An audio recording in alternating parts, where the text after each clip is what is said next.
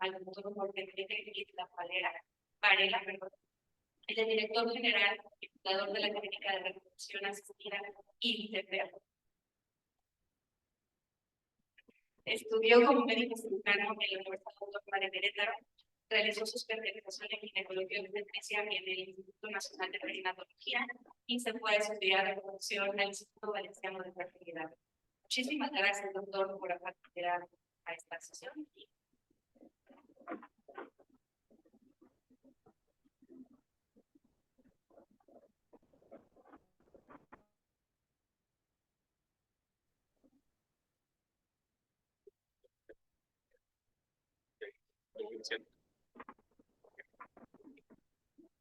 Buenas noches. Agradecer al Colegio de Querétaro la invitación a esta presentación de este tema. Gracias, Lore, por tu invitación. Y bueno, me asignaron la verdad que un tema que para mí es muy importante transmitirlo a los colegas ginecólogos y obviamente los biólogos de la reproducción que lo vemos esto todos los días, pues la verdad es que ya conocen un poquito más del tema, pero a los ginecólogos que están en muchas ocasiones en el primer contacto con el paciente, es muy importante dejar a veces estos conceptos muy claros para beneficio de nuestras propias pacientes. Sigue, por favor.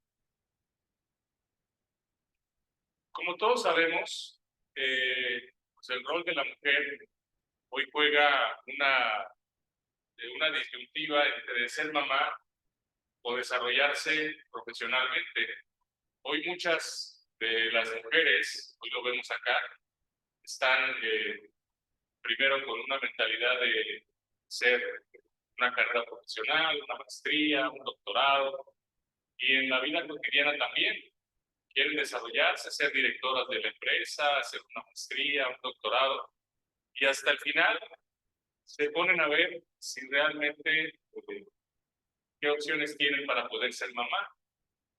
Entonces, en muchas de las ocasiones es por aumentar la estabilidad económica. Las pacientes hoy día o las parejas quieren tener una casa, un carro cada quien, y después tener un bebé. Encontrar al príncipe azul también no es fácil a veces, y hay muchas mujeres que deciden tomar su maternidad por ellas mismas. Y querer disfrutar, al final se resume en esto, ¿no? Querer disfrutar a su pareja, viajar, y lo comentaba hace un momentito con una de las doctoras, la doctora Alejandra, que me decía que también el trabajo en el Hospital de la Mujer ha disminuido, hay menos procedimientos obstétricos. Sí, también nosotros lo hemos visto en la consulta de fertilidad, que las mujeres o las parejas hoy día ya no quieren tanto tener un bebé. Sí, es algo que antes, cuando yo empecé hace 20 años con esto de la infertilidad, no les miento, poníamos un anuncio en el radio y teníamos que contratar un call center por la cantidad de llamadas que nos llegaban de la gente que quería hacer una cita en la clínica, en la Ciudad de México. Entonces todo esto ha cambiado y ha cambiado pues para un deterioro de la fertilidad de las pacientes.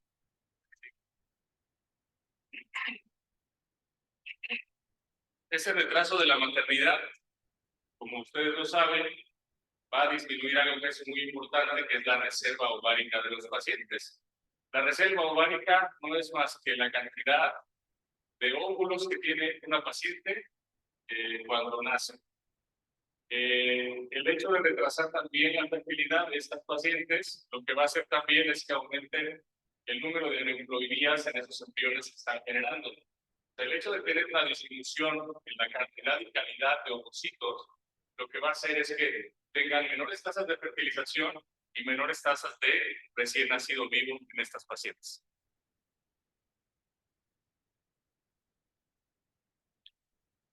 ¿Qué es la reserva ovárica? Ya lo comenté, pero bueno, de forma un poquito más explícita, es entender que una mujer cuando nace tiene una cierta cantidad de ovocitos y que al momento de llegar a la pubertad son aproximadamente 400,000 ovocitos los que esta paciente va a tener, esta mujer, y que cada mes va a estar perdiendo, se van a hacer en atresia alrededor de 1000 ovocitos por cada mes.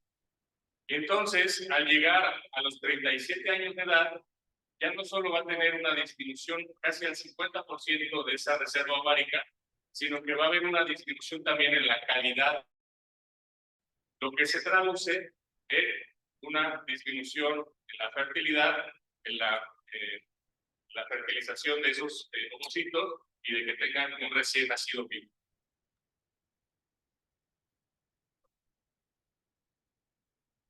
Una forma de medir la reserva ovárica es un estudio que ustedes seguramente han enviado a sus pacientes, que es la determinación de hormona antimülleriana. Esta hormona antimülleriana es una lipoproteína perteneciente a la familia de las hormonas de crecimiento tipo beta y es producida por células de la granulosa de los folículos primordiales, primarios y secundarios.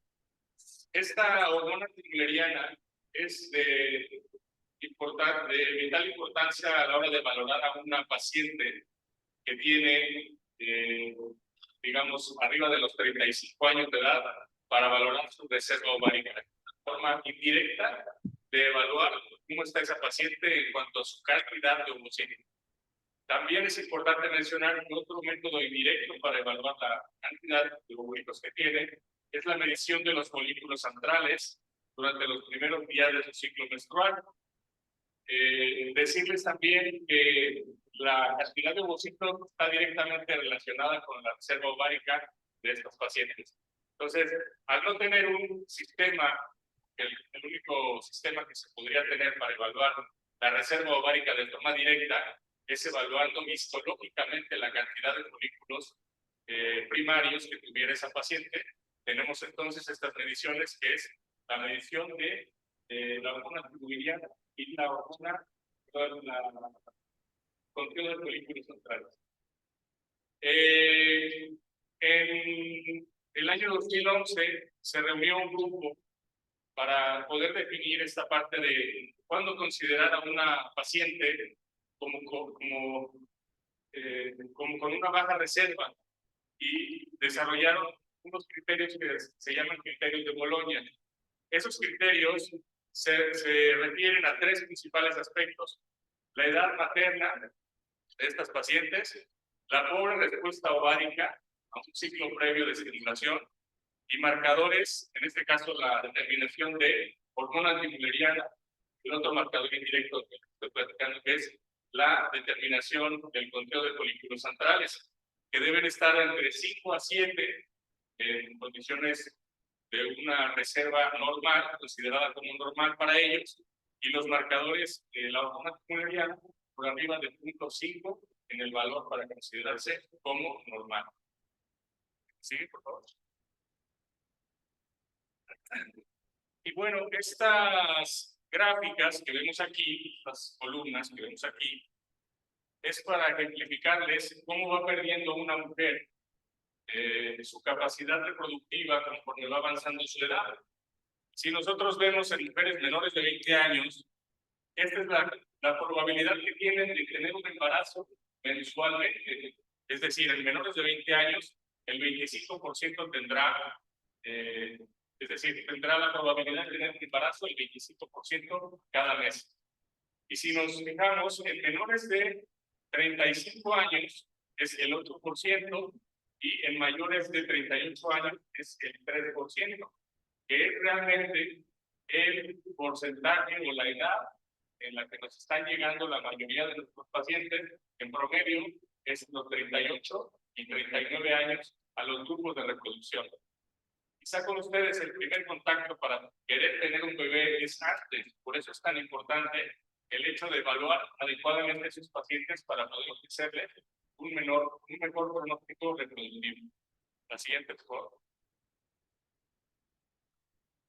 Algo muy importante es el hecho de conocer el que una mujer puede tener una reserva ovárica, digamos, normal, y poder estimularla en un tratamiento de reproducción asistida, pero la disminución de la calidad de esos ovocitos que va teniendo ella va a hacer que fecunden en un porcentaje menor y después que la probabilidad de que genere ella un embrión normal va disminuyendo. Es importante saber que hasta los 35 años de edad, el 30% de los ovocitos de estas mujeres van a ser ovocitos genéticamente anormales. Y después de los 37 años de edad, el 70% de estos ovocitos van a ser ovocitos anormales. La que sigue. Esta es una tabla muy interesante, que me gusta mucho. Es de un español que es uno de mis maestros, el doctor Ernesto Bosch, en donde vemos, quiero que se fijen en la columna amarilla. Esto lo hicimos agrupando a través de tratamientos de diagnóstico gestacional e implantatorio en pacientes agrupadas por diferente edad. Aquí observamos en la columna amarilla el porcentaje de embriones anormales que hace una mujer de acuerdo a su edad. Y observen ustedes cómo en mayores de 38 años de edad, el porcentaje de embriones genéticamente anormales que va a presentar es del 60%. Esa tendencia va incrementando conforme pasan los años y vean ustedes cómo a los 41, 42 años de edad, el 70 a 75%, casi el 80% de los embriones que hace una mujer, ¿sí?, van a ser embriones genéticamente anormales. Aquí sigue, por favor. ¿Y esto por qué se los digo? Porque vamos a ver más adelante cómo a la hora del abordaje de las pacientes, hoy todavía vemos, desafortunadamente, manejos de mujeres de 40 a 41 años de edad, en donde les están ofreciendo, en muchas de ellas, coitos programados o inseminaciones artificiales, en donde sabemos que el pronóstico y el éxito de estos tratamientos están muy por debajo de lo que puede en realidad generar una inseminación bien indicada. Los ovocitos, les traigo las fotografías vistas al microscopio de unos ovocitos de mujeres de diferente edad, para que vean que esto no es ciencia ficción, sino que es algo real. Las características de los ovocitos en una mujer de 20 años, con la zona pelúcida bien delimitada, un citoplasma también muy homogéneo, los corpúsculos polares también también homogéneos y digamos radiantes, como lo maneja el biólogo. Y vamos a empezar a pasar y vamos a observar cómo a los 35 años de edad pues hay cambios en el citoplasma, disminución también en la zona pelúcida, se vuelve más gordita, más chiclosa, y eso también lo vemos muy frecuentemente. Pacientes de 40 años, pues también se va deteriorando esas características de esos ovocitos más vaculados, con el citoplasma más rugoso, la zona pelúcida también mucho más gruesa, lo que dificulta también la fecundación de los espermatozoides de la pareja. Y 45 años de edad, pues, estos óvulos no se ven tan feos, pero realmente los 45 años de edad realmente son de características muy feitas, ¿no? Es lo que alcancé a encontrar en nuestra biblioteca de fotos de 45 años de edad. Realmente es difícil estimular a una paciente y obtener 4 ovocitos. Sí. Pues bueno, entrando un poquito así en materia en cuanto al tema que nos trae el día de hoy, es bien importante en cuanto al abordaje de estos pacientes, volvernos, digamos, sus consejeros a la hora de preguntarle al paciente qué es lo que quiere. ¿Sí? Les llega a una paciente de 32 años de edad y quizá está pensando en todavía hacer una maestría, un doctorado, etcétera. Ustedes tienen que tener la información para saber si ustedes pueden comenzar a atender a esos pacientes o bien apoyarse de alguien que tenga un poquito de mayor experiencia. Se escucha trivial, pero hay que hacer una historia clínica completa a esta paciente, saber sus antecedentes, saber si tiene pareja estable o no, saber si es soltera, saber si tiene pareja del mismo sexo. Hoy día es también muy importante esta pregunta, cada vez es más este tipo de parejas. Realizar un ultrasonido transvaginal en donde vamos a determinar lo que nos platicaba, bien importante. Se hace un ultrasonido transvaginal los primeros días del ciclo y se cuentan los folículos menores de 10 milímetros. Veamos ovarios. Es muy sencillo hacer esta revisión de estos pacientes. Nos permite evaluar la reserva ovárica, ojo, en los primeros días del ciclo. ¿Sí? Y algo que también me faltó comentarles es que la determinación de la hormona timoyeriana, como nos enseñaron en la escuela, determinación de TSH y estradiol tenían que ser los primeros 3 días del ciclo. La hormona timoyeriana la podemos solicitar cualquier día del ciclo porque nos va a dar un valor establecido en pico porque está midiendo la concentración de la hormona timoyeriana en folículos antrales. No importa si hay un folículo dominante, eso no importa. Se puede pedir en cualquier día del ciclo menstrual. Las características del útero es bien importante también, tratar que no tenga alguna patología, algún mioma, algún tabique, alguna sinergia, algún antecedente importante. También es importante revisar esas características uterinas y la presencia también de un hidrosalpinx visible, ¿no?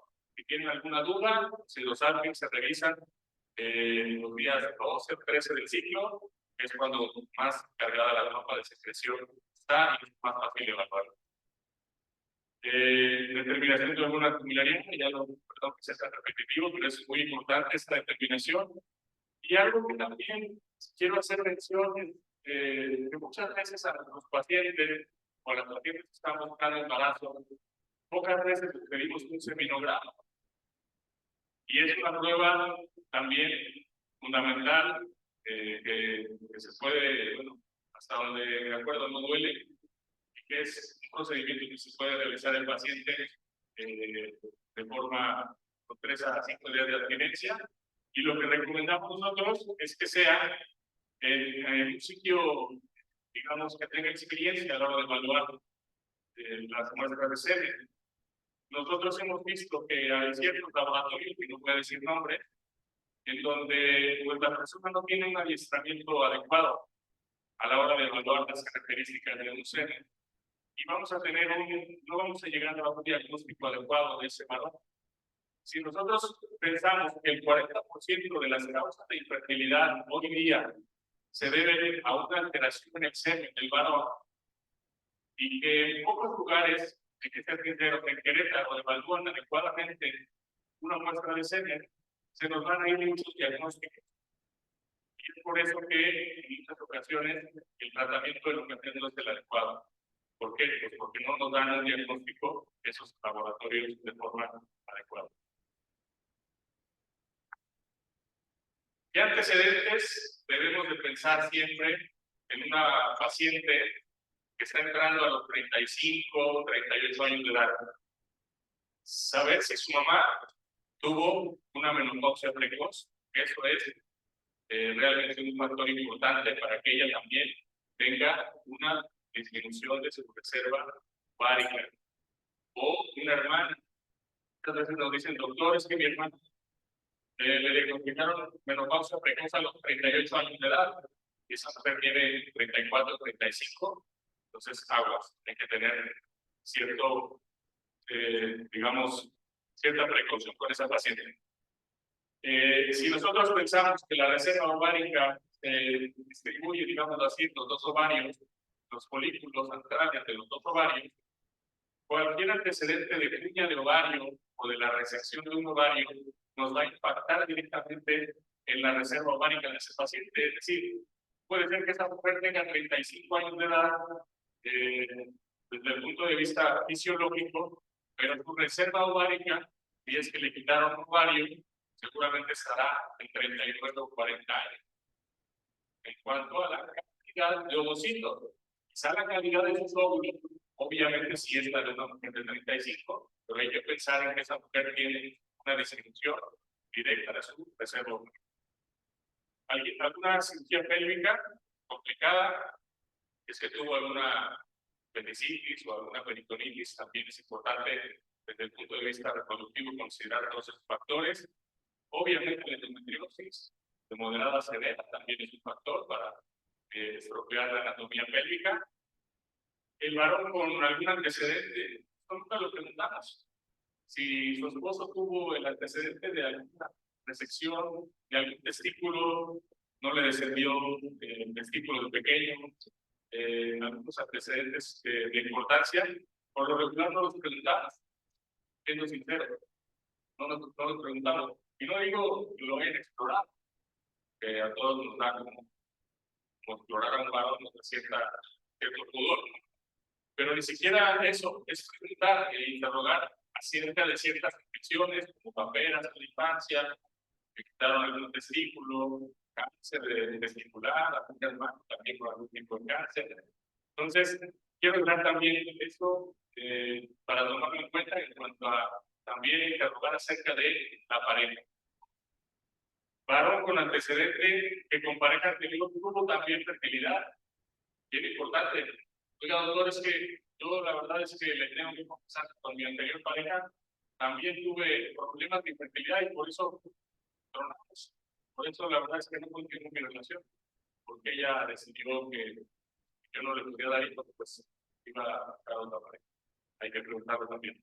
O que con una pareja anterior hayan tenido alguna pérdida, 2 o más abortos, o incluso con esa pareja. También es importante hacer hincapié si tuvieron alguna pérdida gestacional. ¿Por qué? Porque hemos visto que se relaciona directamente la calidad, en este caso la morfología de los espermatozoides, con la incidencia de 2 o más pérdidas. ¿La que sigue? ¿La que sigue, por favor? En cuanto a las alteraciones del semen, pues pueden estar dadas por algunos factores genéticos y congénitos, infecciones y estilo de vida, el exceso de alcohol y algunas drogas, sedentarismo, tabaquismo, factores psicológicos como tensión nerviosa, ciertas presiones, y factores en algunas factores en algunas ciudades del país, por ejemplo, Veracruz, es bastante frecuente que la intoxicación por plomo de todos los petroleros que están por allá, se ha visto que hay zonas donde tienen un aumento en la cantidad de espermatozoides anormales que están formando esos varones. Y no se diga la cantidad, no se diga la movilidad, no se diga la concentración. Entonces, yo les quise traer aquí algunos tipos de pacientes, ¿no? Sin querer etiquetarlas, porque pues tampoco es el objetivo de la charla, pero sí hay diferentes tipos de pacientes, como puede ser una mujer soltera, ¿sí? Con o sin pareja, puede ser una mujer soltera mayor a 35 años, sin pareja o con pareja. Puede ser una pareja que llega con 35 o 37 años, recién casado, con nosotros para asesoramiento, y que nos dicen, ¿sabe qué? Es que yo quiero tener un bebé. Casi nos dicen cuándo, a qué hora, y eso nos da mucha risa, porque casi quieren saber el día que lo van a hacer. Y en una pareja de esta edad, pues es bien complicado. Matrimonio temprano, parejas que se casan jóvenes, pero que tienen 10 años de infertilidad. Para nosotros el tiempo es también muy importante a la hora de abordar a una pareja. No es lo mismo una paciente que tiene 40 años, que tiene un año de casada, a una que tiene 30, pero tiene 11 años de casada. Muy diferente el abordar. O antecedente de abortos con pareja, en parejas anteriores. Platicaba que puede ser que esta pareja tenga antecedentes de 2 abortos con su anterior pareja, alguno de ambos integrantes de esa pareja. ¿Sí? ¿Qué opciones terapéuticas? Ya catalogando a la paciente, abriendo nuestra mente, entendiendo que es un tipo de paciente X, ¿qué opciones tenemos? Bueno, pues aquí se las voy a platicar. Tenemos una criopreservación ovárica, eso está ahora pues en boga, ¿sí? En Europa se hace mucho la criopreservación de ovocitos. El 50% hay que decirlo, y ese es un tema para otra plática, espero que lo consideren, porque la criopreservación de ovocitos en Europa se realiza el 50% en pacientes que tienen cáncer. Aquí en México, yo estoy seguro que muchas de las pacientes que nos llegan, que diagnosticamos, que referimos a los oncólogos, en muchas ocasiones ni le preguntamos por deseo reproductivo. Y hay protocolos establecidos, ya los oncólogos tienen un área establecida y específica que habla de preservación de la fertilidad de pacientes oncológicas. Entonces es todo un tema ya que hay y obviamente lo debemos conocer todos. Nos llega a la consulta una paciente con cáncer de mama, nos llega a la consulta un paciente con cáncer de ovario, a ver qué medicamentos son los que pueden afectar el funcionamiento de la gónada. Sí. Bien interesante esto de la criopreservación. Ya les comento, en Europa, el 43% de los pacientes que acuden son pacientes que desean retrasar su fertilidad. Estas pacientes de las que hablamos al inicio de la charla, que quieren retrasar su fertilidad por desarrollarse profesionalmente, en Europa es el 43%.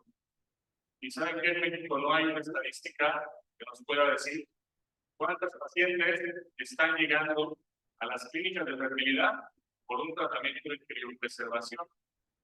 Yo el año pasado, pero un poquito, recuerdo 2 casos únicamente de una paciente que era mi fisioterapeuta, que le empecé a platicar a qué me dedicaba, 32 años, una mujer exitosa, no tiene crisis de azul y decidió congelar el óvulo.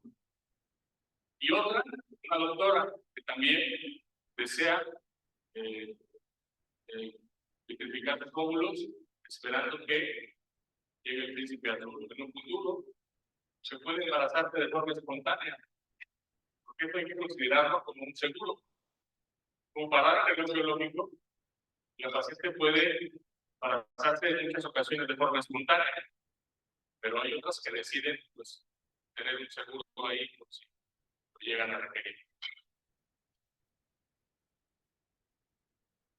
Idealmente en menores de 35 años. ¿Por qué?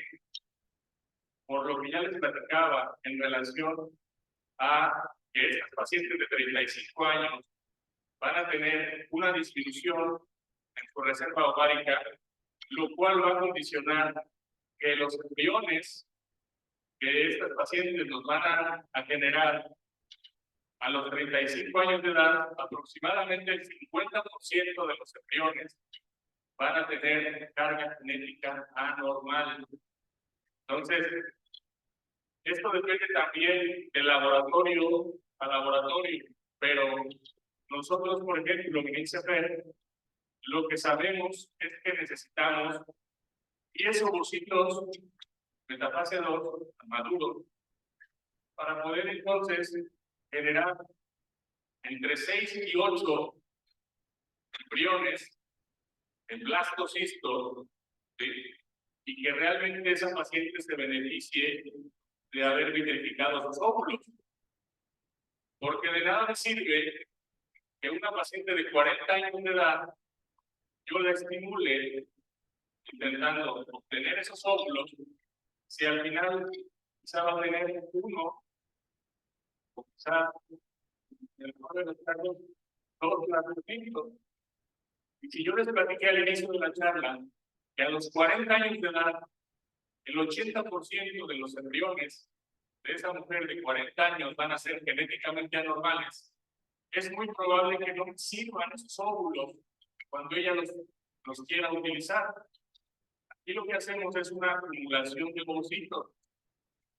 Hay pacientes que pueden tener una reserva ovárica disminuida, 39, 40, 43 años de edad, y no podemos negarles el que vitrifiquen sus óvulos. ¿Quiénes somos nosotros para negarlo? Pero si él está consciente de que estas pacientes tienen que tener en ocasiones 2 o 3 estimulaciones para poder tener alrededor de 8 a 10 ovocitos en metafase 2. Al tener esa selección natural que va a tener, vamos a tener en teoría alrededor de 3 o 4 embriones que pueden ser considerados genéticamente normales. Tratamientos de baja complejidad, dependiendo de la edad. ¿Sí? Esto es algo bien importante. La edad y el tiempo de fertilidad que tenga esa pareja. Tratamientos de alta complejidad, la fecundación in vitro. Siempre, por lo regular, cada que se pueda, digo cada que se pueda porque a veces no hay material para hacerlo, o económicamente los pacientes es una técnica que también genera un costo extra. Hay que realizar un diagnóstico genético a la mayoría de los pacientes por arriba de 38 años de edad. Sugerir tratamientos de alta complejidad, como es la donación de óvulos, cuando ya desafortunadamente han tenido varios intentos de estimulación y que no logramos tener embriones de calidad, una transferencia y no contamos con embriones de calidad adecuada y la paciente lleva 2 o 3 intentos, es hora de hablar con ellos, cambiar un poco el chip, saber que pueden recurrir a un tratamiento de donación de óvulos.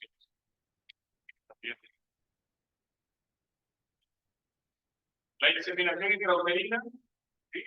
Estas serían las principales indicaciones. Por lo menos una trompa permeable, fallo de los oídos programados, obviamente. Fíjense, mujeres de 33 años, esto no lo digo yo, lo dicen los papers, donde hacen evaluaciones ya con algo que se llama Big Data, está muy de moda. Las bases de datos hoy nos están dando mucha información en donde estamos metiendo edad del paciente, determinación de hormona antimulleriana, conteo de folículos centrales, si tiene solamente una trompa, si tiene X características, cantidad de espermatozoides de tu esposo, ¿sí? Móviles, progresivos y normales. Y eso nos está arrojando ya información que nos dice, vete por acá. Ya no pierdas el tiempo. ¿Sí? ¿Por qué? Porque la estadística ya nos dice que si tú te vas por el camino empedrado, lo único que vas a hacer es desgastar a tu paciente emocionalmente y económicamente. Entonces, la información y las grandes bases de datos es lo que nos están dando como algo pues bastante bueno para los manejos de los pacientes. Endometriosis leve, factor masculino leve, menos de 3 años de infertilidad. Que les comentaba también, el tiempo es un factor bien importante. ¿Por qué? Pues porque una paciente de 3 años de infertilidad, por lo menos ya tuvo 36 meses de relaciones sexuales con protección y no ha llegado el bebé. La inseminación intrauterina no es muy diferente a lo que hace la pareja en la alcoba. Sí, les explico yo a los pacientes. El hecho de que te vuelva a yo intentar plantearte una inseminación cuando tú tienes 34 años de edad, tienes 7 años de infertilidad, pues la verdad es que no te estoy ofreciendo nada extra. La siguiente. Bueno, algo importante, regresar, es que también la determinación de la muestra fue un factor bien importante. Y repito, no referimos de la valoración inicial de una muestra de semen. Necesitamos que ese varón no solo es que tenga espermatozoides, sino que tenga un cierto número que nosotros llamamos espermatozoides móviles, progresivos y normales. y deben ser más de 2 millones de espermatozoides. ¿Cómo se calcula esto? Muy sencillo. Cuestión de multiplicar el volumen, la muestra de semen que después se varón, por la concentración expresada en millones por mililitro, por la movilidad de las formas A y B, que son las formas que se mueven realmente de forma eficiente, y multiplicarlo también por las formas de los espermatozoides. Esa multiplicación nos va a arrojar el número que les estoy comentando aquí, 2 millones de espermatozoides. Si tenemos por abajo de 2 millones de espermatozoides, no se le debe sugerir al paciente una técnica de baja complejidad. En este caso, ni coitus programado, ni inseminación intrauterina. Tenemos que pasar a una técnica que sería una técnica de alta complejidad, como es la fertilización in vitro, en donde las principales indicaciones, aquí las tenemos: fallo de inseminación, fallo de 3 inseminaciones. Esto dicen los libros, pero realmente nosotros con más de 2 inseminaciones fallidas estamos pasando con una paciente de fertilización in vitro. Construcción de las trompas, más de 33 años de edad, esterilidad de origen desconocido, también es bien frecuente. Cuando les hemos hecho a los pacientes todos los estudios sabidos y por haber, él sale bien en su semen, ella está ovulando cada vez, tiene las trompas permeables con una histerosalpingografía, tiene una histerosomo normal, tiene una histeroscopía también normal reciente, y no se logra embarazar. Estos pacientes las encasillamos en un apartado que es esterilidad de origen desconocido y es una indicación para fertilización in vitro. Síndrome de ovarios poliquísticos también, para nosotros es cuando tienen más de 33 años de edad, bien indicación para una fertilización in vitro. Endometriosis severa, cáncer ovárico, ligadura de trompas y masculinas, las que ya les la refieren. Una muestra de semen con menos de 2 millones de espermatozoides móviles expresivos y normales. Factor similar severo, varones vasectomizados, también se les puede realizar una aspiración de epidídimo, una biopsia testicular para poder obtener espermatozoides y podemos utilizar en un tratamiento de reproducción asistida. Eyaculación precoz y impotencia también son las menos. Este es un artículo que les traigo de la preservación de la fertilidad en pacientes oncológicas y pacientes no oncológicas.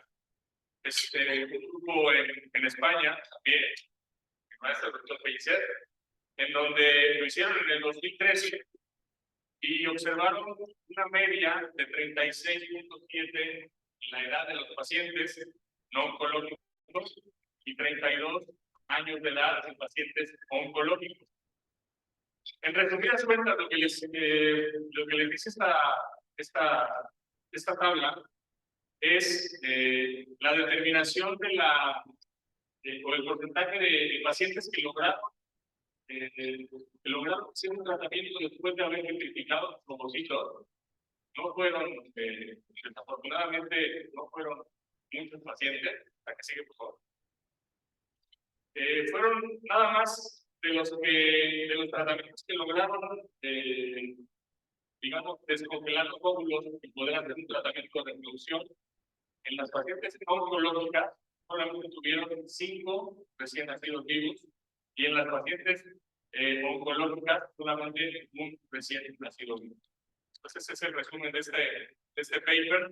Fueron poquitos pacientes, fueron alrededor de 34 pacientes entre los dos grupos de pacientes, y que es una característica bastante válida.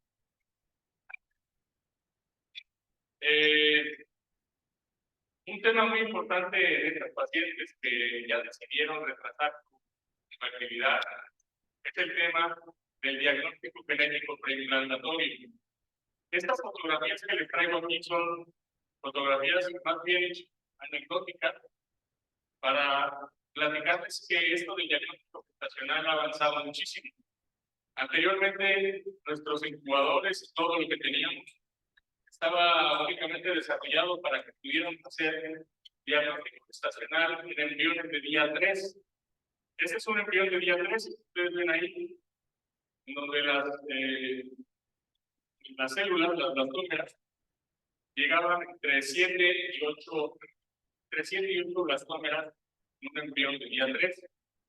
Y lo que hacíamos era hacer un pequeño orificio en el embrión con un ácido, que eso también dañaba un poquito el embrión. Y a través de una técnica de fluorescencia determinábamos únicamente 6 pares de cromosomas, alguna alteración de esos 6 pares de cromosomas. Lo que hacía el biólogo, genetista, biólogo, era pintar esos cromosomas y de acuerdo a esos colores que nos daba la fluorescencia, determinábamos si era un embrión anormal. Este, por ejemplo, de la izquierda es un embrioncito con una trisomía 21. ¿Por qué lo sabemos? Porque están pintados 3 cromosomas 21, los rojos. ¿Sí? El embrión de la derecha es una niña normal, que pintó solamente 2 pares de cromosomas. Esto se hacía, como les comento anteriormente. Hoy, ¿qué hacemos? ¿La que sigue, por favor? Hoy lo que hacemos es algo completamente diferente. ¿Sí? Lo que hacemos es un orificio con una mayor suavidad. Hoy tenemos un láser, lo cual podemos hacerle un orificio, evaluación.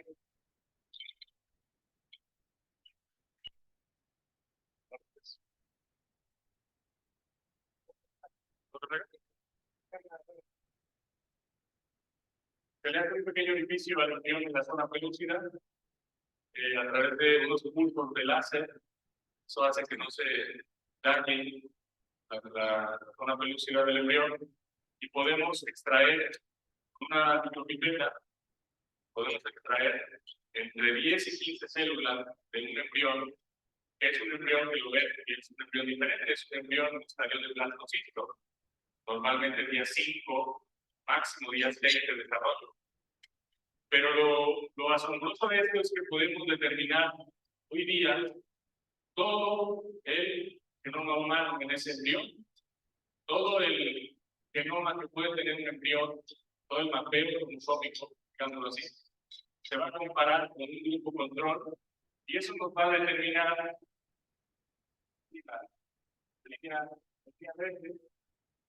digamos el embrión normal. ¿Sí? Y en la línea de abajo, la comparativa de abajo, observamos cómo hay una cierta discordancia. Podemos determinar cuál es el cromosoma que está alterado en este paciente.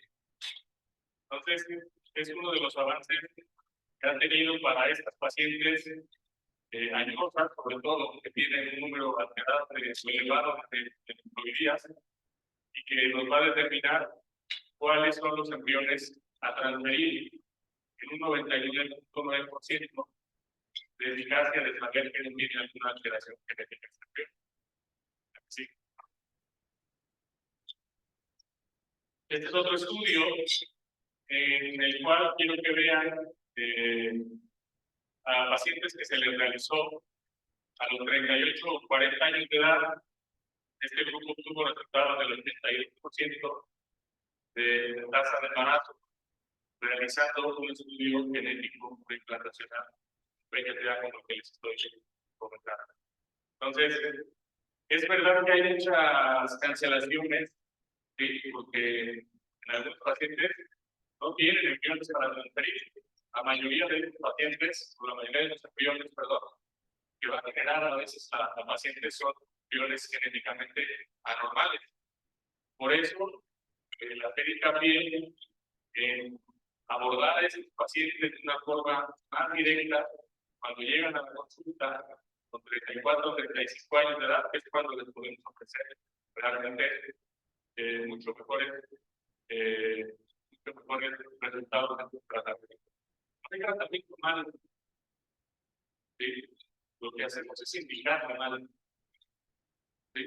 Los programados de pacientes con una trompa, endometriosis severa, así los tratamos a veces con mucha soltura, diría yo, que no estamos a la hora de hacer que el paciente vaya por una técnica de baja complejidad, que no estamos peleados con las inseminaciones, pero bien indicadas. Bien indicadas, eso es lo que tengo que decirles hoy.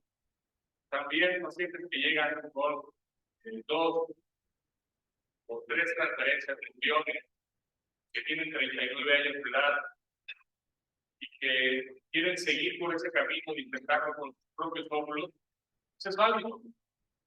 Pero nosotros pensamos que también el desgaste que tienen estos pacientes es bien importante.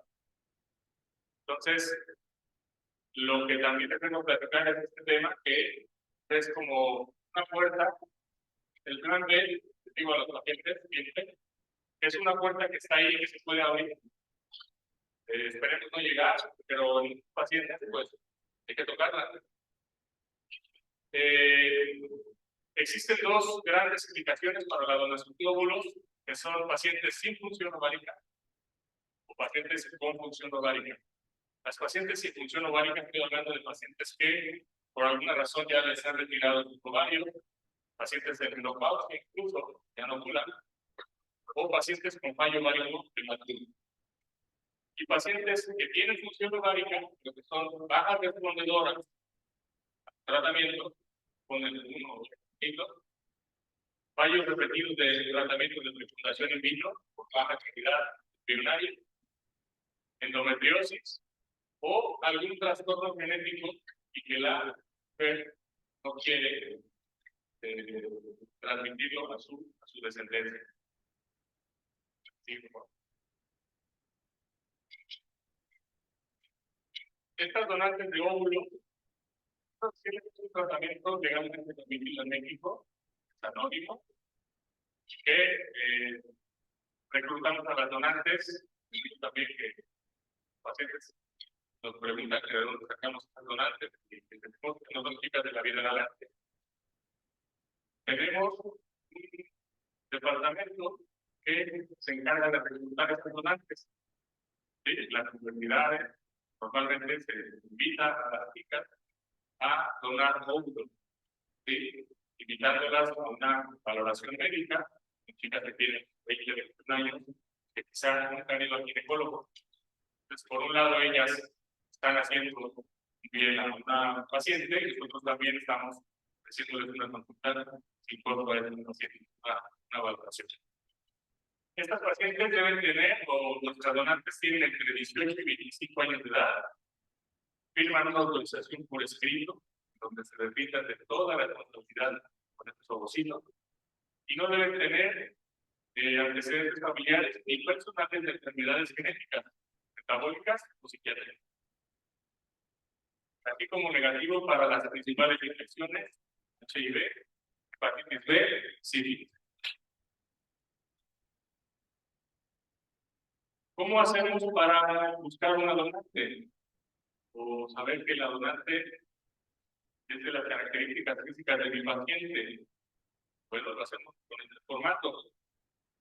Este formato, lo que nos llena la pareja, la paciente, son las características físicas de ambos integrantes de la pareja.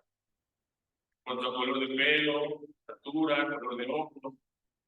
¿Sí? Esa información la metemos en un programa de la computadora y nos va a seleccionar una donante que sea de las características físicas de esa mujer. Si es una mujer sin pareja, nos pone las características de su identificación. Entonces, de acuerdo a eso es como nosotros seleccionamos a la donante, porque es verdad que no puede haber catálogos. En Estados Unidos sí hay catálogos, pero aquí en México no está permitido que su tratamiento donde se busque el anonimato de esas donantes. Lo que se hace es un tratamiento de fecundación in vitro, estimula a esa donante, cuando están listos los óvulos de la donante, se fertilizan con el espermatozoide, ya sea de un banco o del espermatozoide del esposo de la paciente. Se fertilizan esos ovocitos, se crean los embriones en el laboratorio y posteriormente se prepara el útero de la paciente Se le hace un ciclo sustituido con estradiol y progesterona, se crea una ventana de implantación, puede ser transferencia de día 3 o transferencia de día 5, dependiendo del laboratorio. Y es en ese momento cuando la transferencia en el momento adecuado donde está esa ventana de implantación. Como todos sabemos, ya vamos a terminar, existen riesgos prenatales muy importantes en estas pacientes que deciden postergar su fertilidad, como son la presencia de diabetes gestacional, hay más incidencia de aborto también en estas pacientes, incluso en el tratamiento, hipertensión arterial, embarazo, hay más incidencia de cesárea y partos prematuros.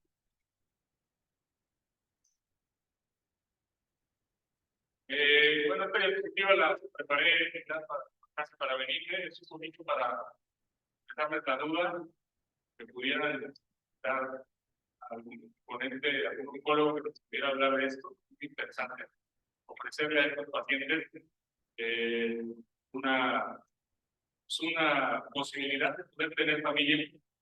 Hoy día sabemos que el diagnóstico temprano y algunas terapias psicológicas han determinado que hay una mejor sobrevida de estos pacientes y ahora tienen que más factible o éticamente ofrecerles el hecho de ayudarles a tener familia. Por lo regular no lo preguntamos. Hemos diagnosticado algún cáncer, la verdad es que me incluyo. Anteriormente la prioridad era que se curara a esa paciente y luego sanarla o que no se vaya a complicar más cáncer, el tiempo, hay que esperar, etcétera. Usamos todo eso.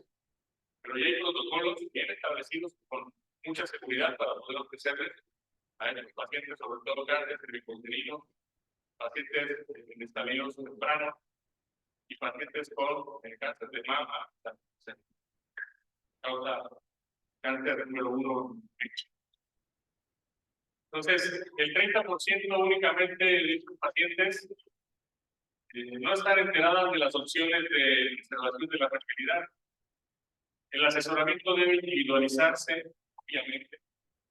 El oncólogo es quien nos debe dar la pauta si se puede o no realizar una preservación de la fertilidad en este paciente. Sí.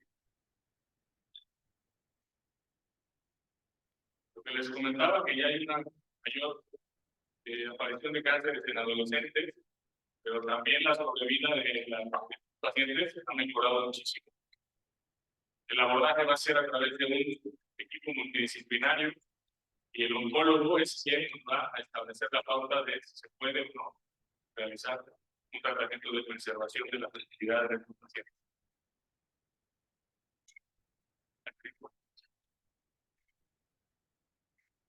Bueno, como conclusiones tenemos que la calidad y cantidad ovocitaria está directamente relacionada con la edad, eso está claro.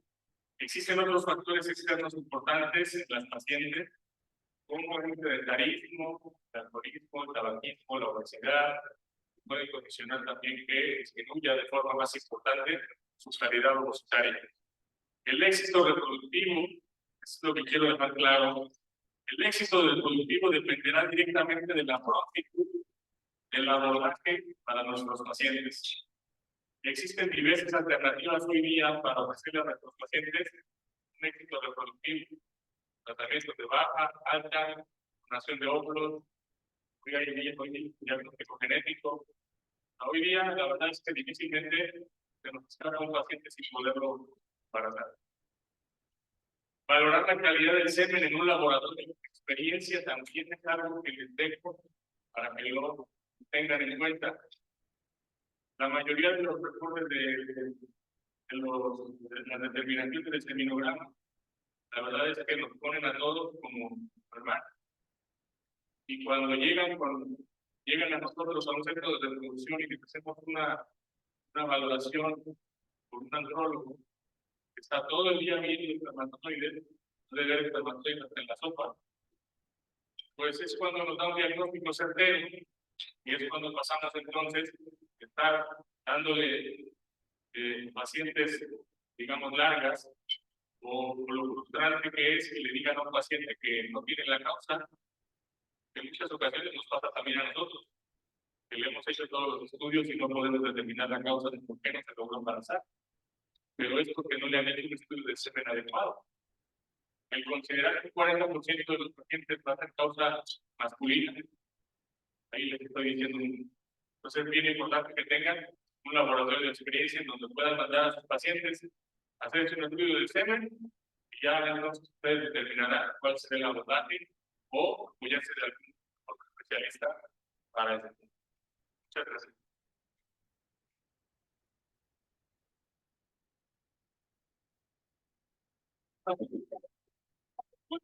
¿Alguna pregunta?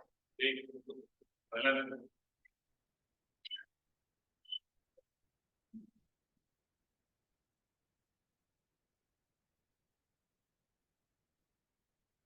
Hola, doctor, buenas noches. Dice que soy que te preguntaba de los muchos laboratorios que no son confiables. ¿Cuáles son confiables para poder hacer el estudio?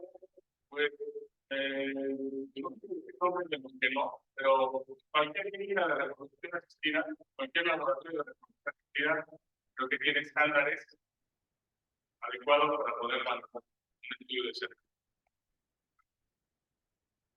Sí, cualquier laboratorio de reproducción asistida, yo te diría que es adecuado. Sí, sí, en Internet, por ejemplo, llegan pacientes externos a realizar únicamente su estudio de semen.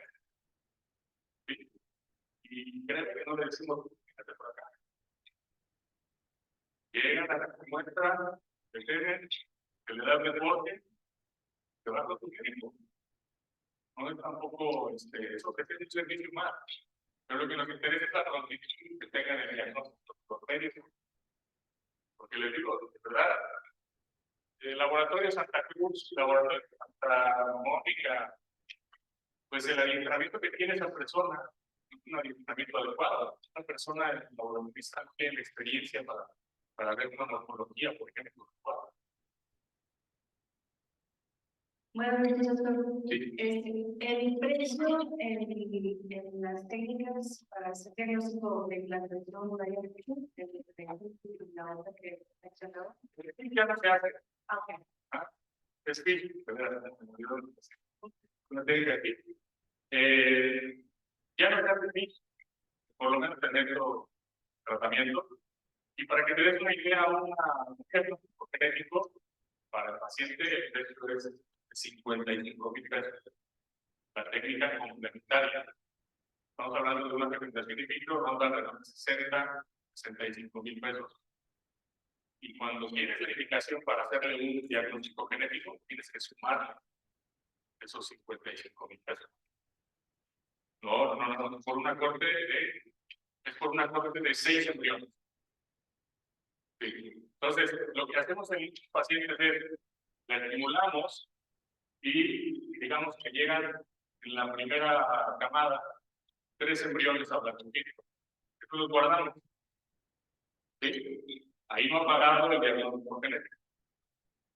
Siguiente mes, bueno, normalmente la dejamos descansar un mes. Siguiente mes, tercer mes, digamos, volvemos a estimular y obtenemos otros tres embriones que llegaron a platónico.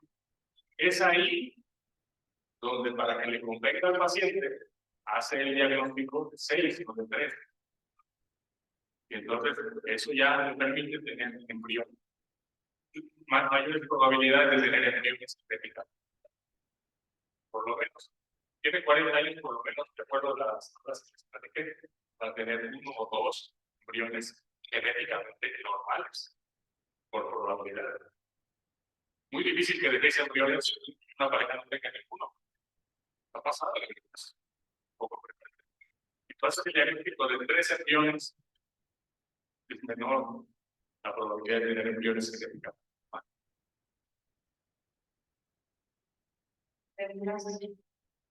Por lo regular el plasma, sí. El plasma es congelado. Algo que también les iba a platicar, también se pasó a decirles, es que anteriormente, hace 20 años, las técnicas de criopreservación, muy malas técnicas. Tenemos una sobrevida de casi el 50% de ovocitos y de embriones. Hoy las técnicas han mejorado mucho. Prácticamente el 98-99% de los ovocitos o embriones sobreviven. Antes se hacía en una máquina tipo una reveladora de fotos muy grande que hacía una compilación ultralenta, más plana. Eso hacía que los embriones formaran cristales, como en el refrigerador. Los hielitos de refri formaban cristales así. Y eso dañaba mucho tanto ovocitos como embriones. Bueno, pues ahora lo que hacemos es una técnica que es una compilación ultra rápida, llevar al embrión a menos 70 grados centígrados en un segundo. Y eso hace que no tenga esa formación de cristales que nos permite la sobrevida de la embrión.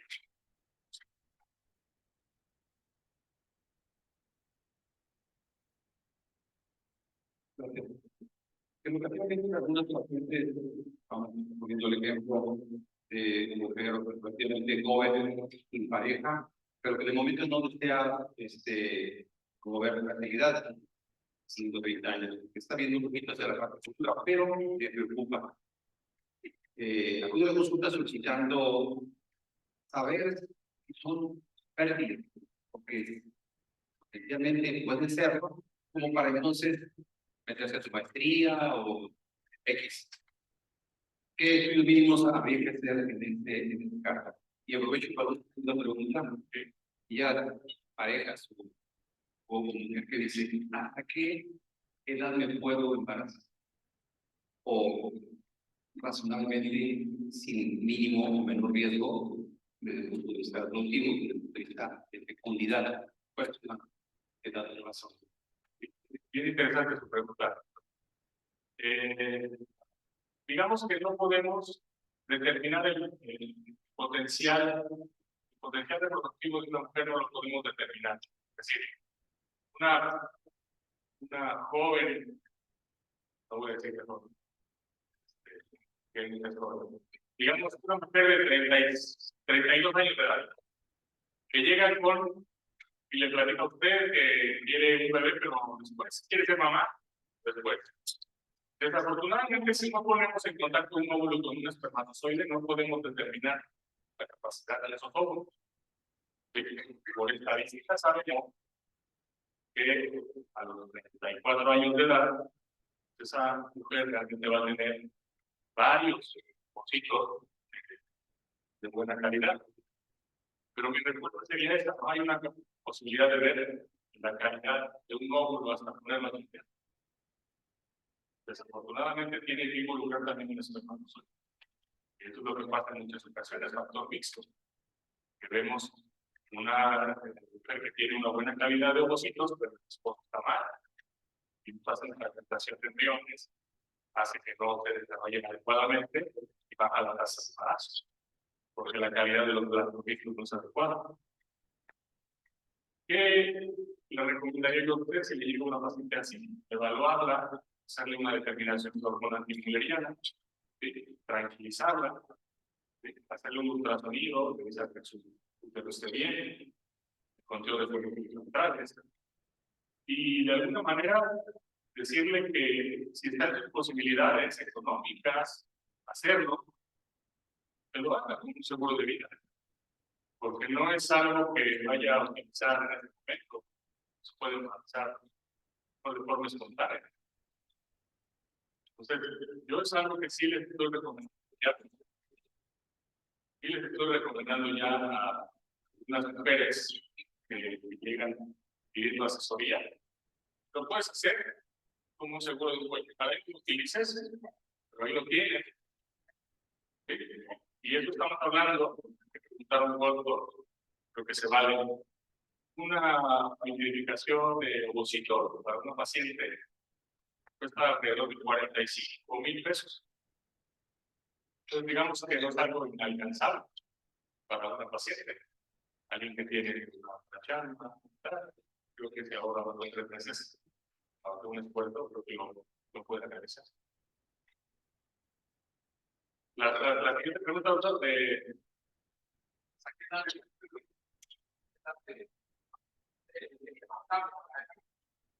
Desafortunadamente no hay una ley de protección en México. Está trabajando en la mano de senadores, ya recomendó. Tenemos mucho tiempo en esa búsqueda de una ley de protección. Pero nosotros consideramos que hasta los 55 años de edad puede tener las situaciones éticas que obviamente cada tiempo de la.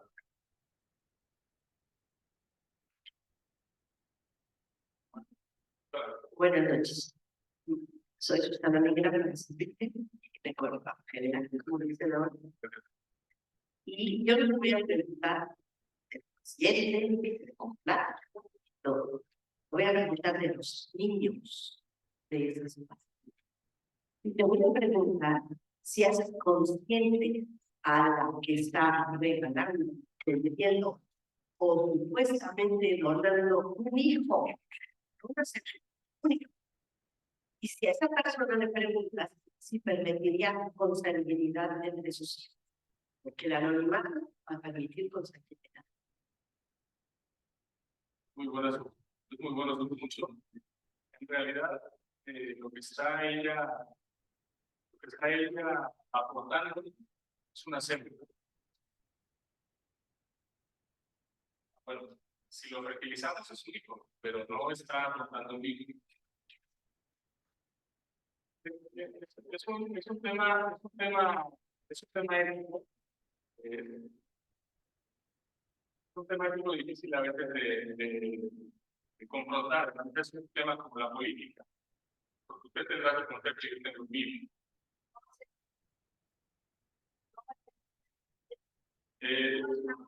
Doctora, en Europa tienen haciendo esto casi 40 años.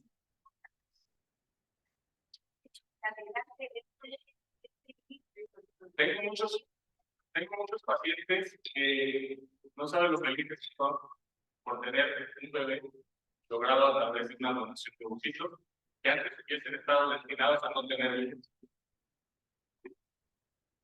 Entonces, es un tema muy controversial. Quisiera yo seguir en ese tema. Pero cada quien tiene su punto de vista y el respetable su punto de vista. Creo que sí, por supuesto, pero por supuesto que les platicamos en qué consiste el tratamiento. Por supuesto que sí. O sea, no es tan de forma, es un tratamiento voluntario.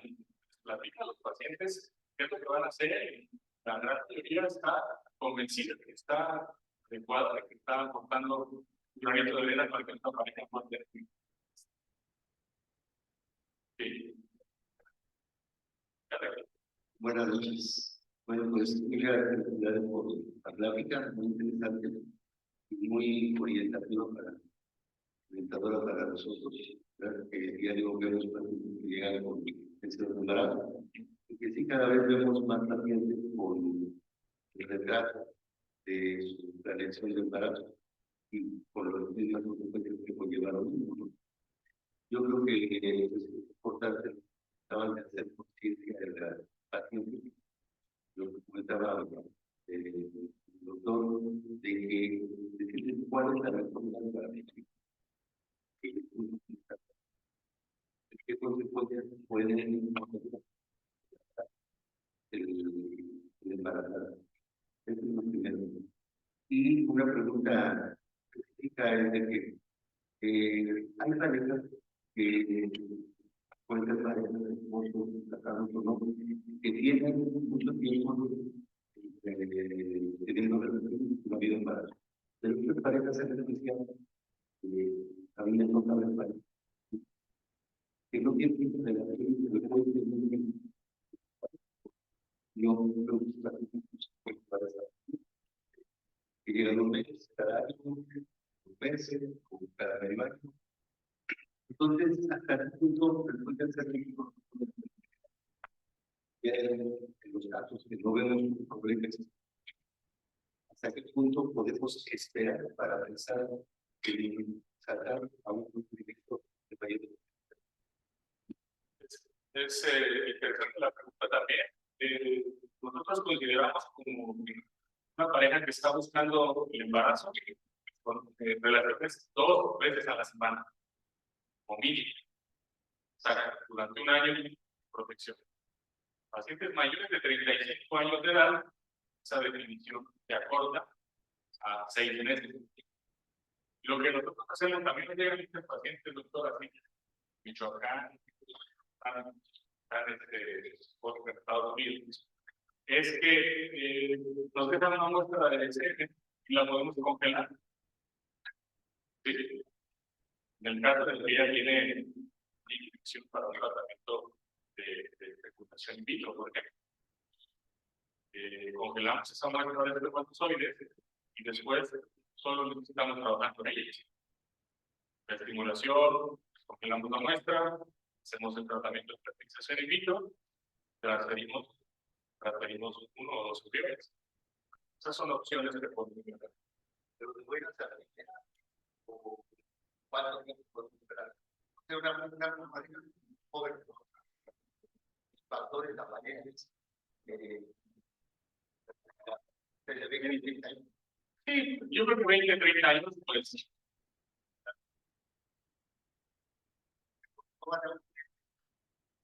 Vuelvo a decir, para tener un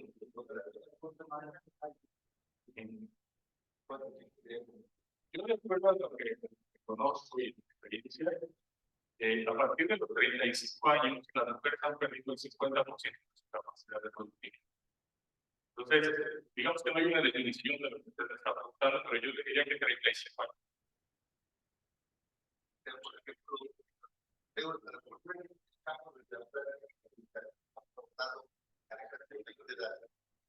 pero tomamos mucho de procedimientos de alta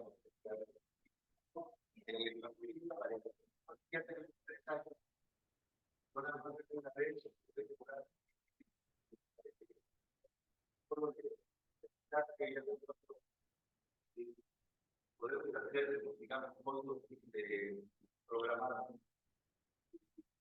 cuántos podemos esperar para que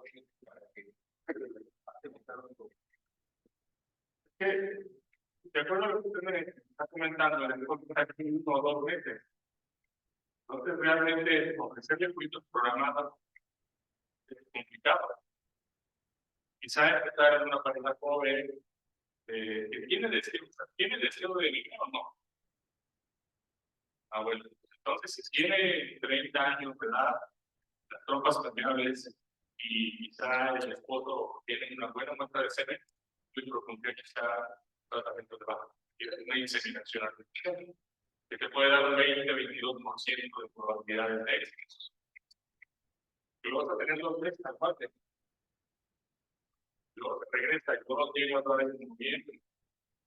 Entonces es difícil decirle. Creo que es la última pregunta para que nuestro ponente pueda tener. Primeramente, doctor, felicitado en el derecho de presentación. Quisiera hacer otra pregunta muy breve. Número 1, ¿cuál es el máximo que puede estar controlado un embrión? Segundo, ¿cuál es el primer efecto a que al descongelarnos tienen problemas de la adolescencia o la niñez? Sí, No, lo que usted menciona de que tengan problemas embriones, ya siendo un bebé, eso es falso, no hay ningún artículo que esté estableciendo que puedas tener mayor riesgo de autismo, de déficit de atención, no hay ninguna relación directa a que sea de tratamiento de reproducción o no. La primera el ser humano que de tratamiento ya tiene 48 años casi. Louis Brown en Londres ya tiene hijos. O sea, no está relacionado con ninguna situación de que vengan mal los bebés. ¿Cuál fue su opinión?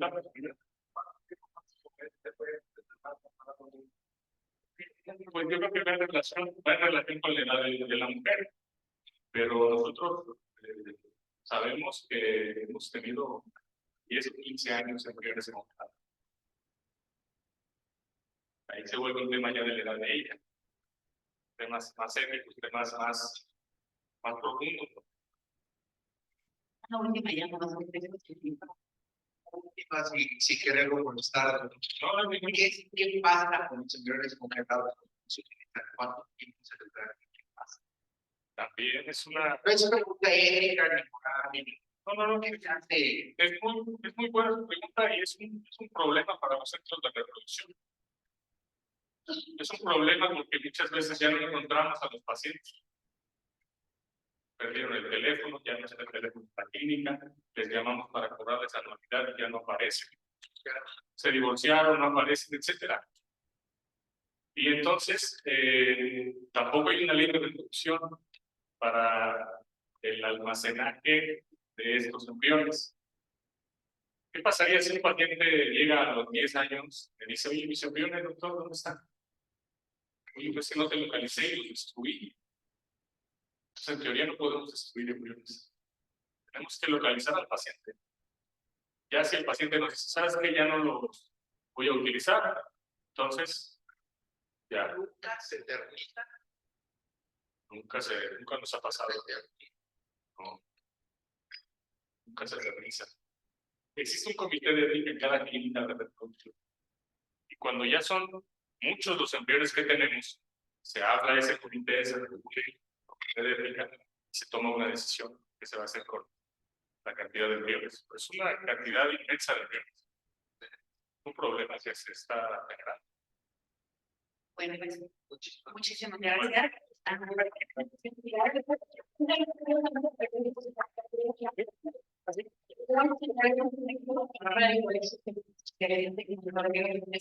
Muchas gracias por esa gracias y de verdad que sí generó mucha duda y esperemos que sí podamos con su presencia.